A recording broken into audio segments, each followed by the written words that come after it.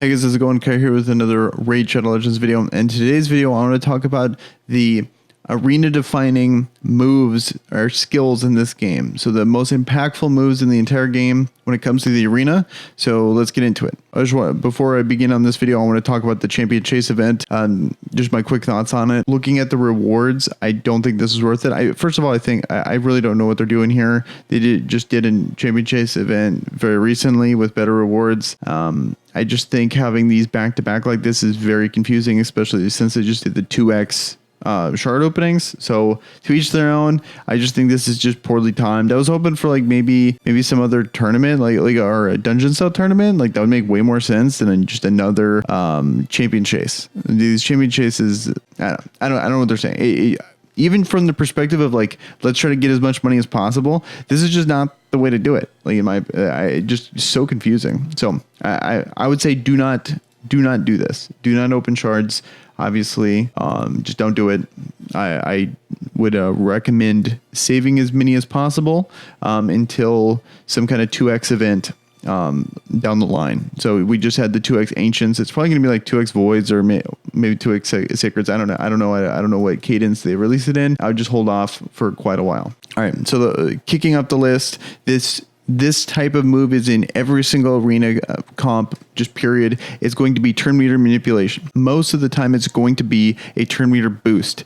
And pretty much every single time you look in arena, it's always going to exist on your team in one form or the other, whether it be Arbiter, whether it be Seeker, Gorgrab, Lysandra. There's a whole bunch of options out there. When you look at arena, you'll see it all over the place. When you're looking at arena, you're going to see a ton of people that have this move. So as you go through here, you got Apothecary. That's one. Apothecary again. Gorgrab here. You got that one is like a defense comp. And does a Apothecary again. Lysandra, Gorgrab, Lysandra. So 8 out of the 10 teams I just randomly picked all have some kind of turn meter boost. All right, so next on the arena defining moves, I'm kind of cheating here a little bit. I'm going to put it on aura, and speed aura more specifically is going to be on the list. You got like Lord Shazar, he tops the list at 32%. Prince Kaimar is another example at 30%.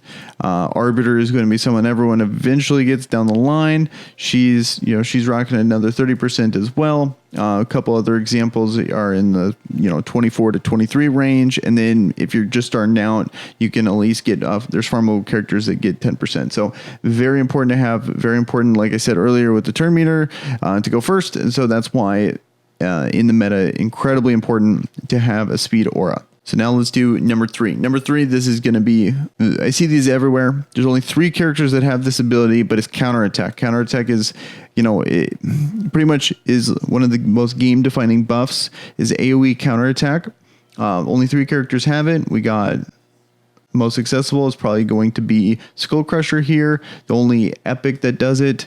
Then you got Martyr. Literally everyone wants this character, best character in the game. And then secondly, we got Valkyrie that you can maybe make a case for is better than Martyr in arena due to her passive here, where she gains turn meter increase when enemies cast a buff. In arena, a lot of people cast buffs. You have a whole bunch of AoE ones, so she's gonna be going a whole bunch. That extra turn meter really does matter. Also, kind of a cool thing, I have her, and I've noticed too, when you play in arena and they have gear that gives buffs like shields and stuff off the start of the game, she will actually gain turn meter from those. So I've had her go before characters that are faster than her because she just gained 40% turn meter right off the rip. So very cool. But going back to counterattack, super annoying. Pretty much really good because also counterattack usually comes with a very good defensive move anyways. Almost like the counterattack is a bonus, or I should say probably the defensive portion is a bonus. And then not only that, but a lot of people will use AoE is very popular. And so then you're kind of stuck in a, having to use an AoE move. Like I say, this happens to me a decent amount with Skull Crown, where my Skull Crown is most of my damage and goes last, so they get their counterattack up, but I'm kind of stuck in a position where if I don't kill them, their counterattacks might be a problem. So counterattack is definitely like if you have a counterattack character and you're struggling in Arena, definitely put that in. Counterattack is incredible in all facets of the game, and Arena is no exception. And so next on the list, we got AoE cleanses. And there's a few characters that have this. A really good move. Few off the top of my head are going to. First one, the one I use all the time, is going to be Prince Kymar. It's attacks all enemies, removes all buffs, plays a sleep debuff as well. That doesn't really matter too much, but the big thing is going to be that it removes all buffs from all enemies. It's just insane. There's so many situations where being able to remove buff, especially AoE, is just incredible. You can kill people that like Rosh guards. You can remove all their buffs. Man-Eater, his unkillable. You can, or block damage. You can, I believe he's unkillable. You can remove that. People like Skull Crown, you can kill her when she has her unkillable proc. Kymar goes and then finishes her off. Anyone that does AoE counterattack, you have him go and cleanse it all off. Very cool. It's just one of the most impactful moves in the game, especially for Arena. Another example of a character that has it too would be Ray here. She having this on your nuker. This is very cool. That like Ray's give me a lot of problems in Arena due to her being able to removes all buffs, 50% chance of placing a freeze debuff for one turn. So not only is she removing the buffs, but she's having a 50% chance to freeze. So depending on how the debuffs go or how her freezes go, I can just lose the game straight up off that. So incredible move. I would say this move is better than Kymar's, especially coming from your damage dealer. It does kind of, the one drawback of this though is that this move hits significantly weaker than her A2. Her A2 hits very hard.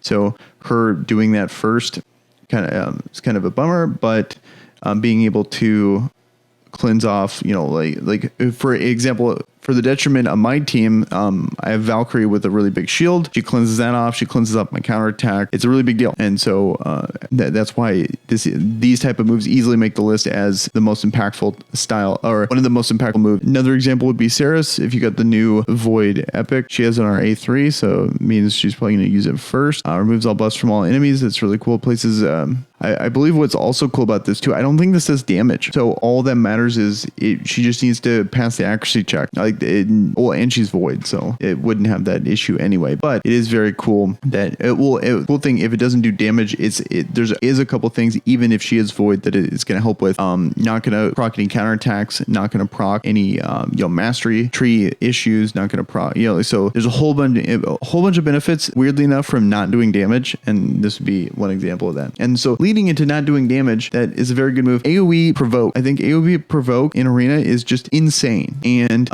Molly Tankard here, if you got the fusion, has a really good move where it's going to be places a provoke debuff on all enemies for one turn, has a 50% chance of placing a provoke debuff on the target for 2 turns instead. This is, so this is just so good. It is so good. Yeah, it's because it doesn't do damage. So all you got to do is pass the accuracy check, and she just needs to go before them, and then a whole bunch of provokes are going to really impact. It's essentially a stun, and there's not any AoE stuns in this game that don't do damage. There's a whole bunch of potential of maybe getting resisted, or having other stuff that were going to happen. So having provoke is essentially just a stun that can't be resisted if they have enough accuracy. All that matters. Affinities don't matter, anything like that. So a very good move. There's a couple characters that have similar stuff, like similar provoke disruption like that, but I can't think of any character that has a full 100% guaranteed AoE all characters provoke like she does. That doesn't do damage either. So very cool move. I'm a big fan of it. I see a whole bunch of Molly Tankard in Arena. I think she's very good. I wish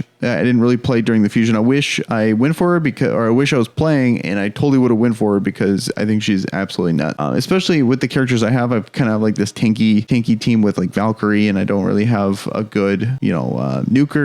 Or I have a good nuker, but I don't have good support around a nuking team. So having this kind of grind out style would actually be really good for me. Next on the list, we got block damage, block buffs, stuff like that. So the only, or I should say one of the few Banner Lords that are actually good, there's about 4 of them. I think, Baron's good, Septimus is good. I want to say this chick's good. Yeah, I think she's good too. She's not crazy, but she's, not. See, he's not even a Banner Lord. That's, they're so bad. This is such a bad faction. Can we just talk about that for a second? This faction is garbage. He's a Sacred Order. Is Rashguard here. So he has this really good move here. Block damage buff on all allies. Very simple. 4-turn cooldown. Very cool. Just really annoying move. And when Rush Guard here, very good move. His A3 block damage buff on all allies for 2 turns. Incredible move. It's very rare. He's pretty much the only one that has a move like this. There is a couple other people that have block damage buffs, but he has it for 2 turns. Most of them are usually like block damage for 1 turn. So pretty incredible move. Really annoying in arena. Definitely meta defining move here. Pretty much I got lucky. Like I don't have too much of a problem with Rush Guard just because I got lucky and I have Kymar. If I had Ray, that'd be another example of a character that would do really well against Rush Guard. It's just, remember back on the list, being able to cleanse. Probably one of my favorite things in the game to do is just wait.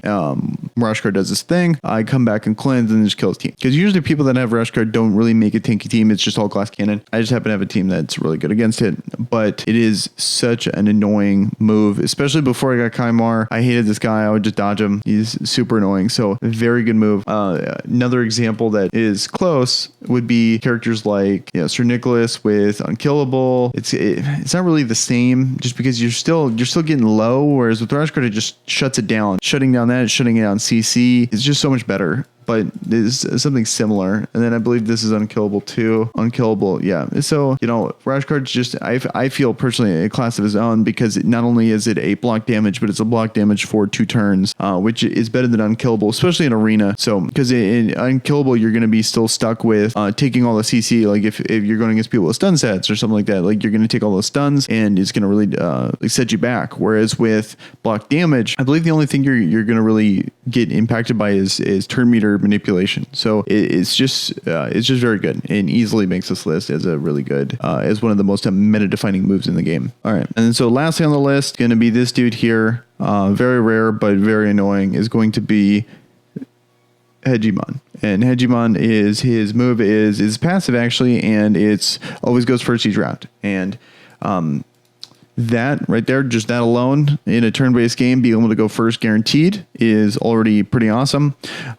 Yes, he does need the support of his own kit to make this. You couldn't give this to a.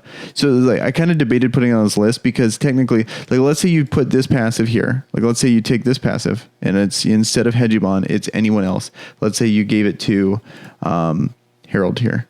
Herald, he'd be garbage character. So it's hard for me to justify this as the move to put on the list. But we already know this move always comes with Hegemon anyway. So I'm just going to combine these two as the move. He goes first and he does this AoE 50% decreased attack debuff for 2 turns and has a 50% chance of placing a block cooldown skills debuff for 2 turns. So it's very good, very impactful. The things people have had to do to beat Hegemons include like 400 resistance, but then so you're resisting the block cooldown skills debuff, and then you get to actually play the game. It takes a whole bunch of, you have to completely change your comp or you completely change your gearing to compete with this guy. And then I feel like which that alone speaks to just how good that combo of his passive plus this move is. The fact that it does damage, means it's, there is issues with it where it's, not perfect because you can proc a whole bunch of mastery stuff that you wouldn't want to do. You would just, ideally, I think a lot of people would just want to